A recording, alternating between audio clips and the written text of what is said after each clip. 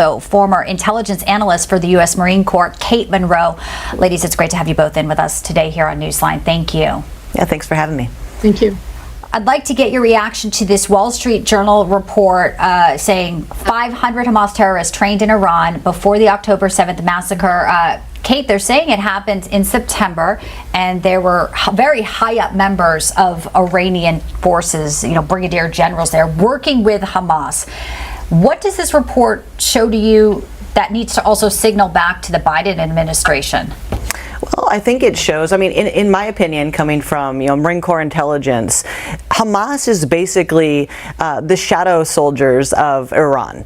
We can all pretend like they just did a little bit of training with them. No, they trained them specifically to carry out this terror so they could slightly distance themselves when they did this and getting on the world is watching, so they'd like to not be as complicit as they are, but they 100% are complicit in doing that. So they're just basically their shadow army, and this is essentially Iran going after Israel, 100%. Mm-hmm. It seems like with each passing day, Kate, the numbers, we didn't know how clear it was and how many, but since October 17th, 21 U.S. personnel received minor injuries due to drone attacks. And we know the Iranians love the drones. Yes. This is what they use. Tell us about what your read is on how our U.S. forces are just sitting ducks here now.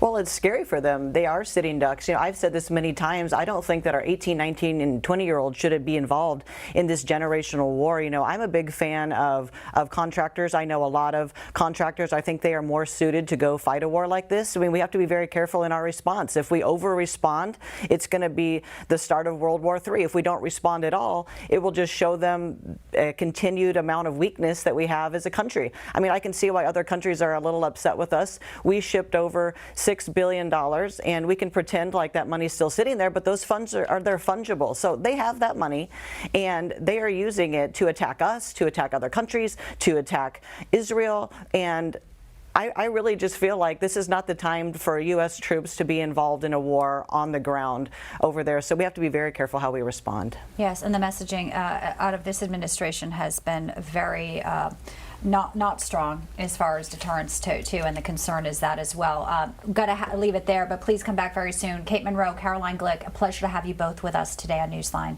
Thanks so much.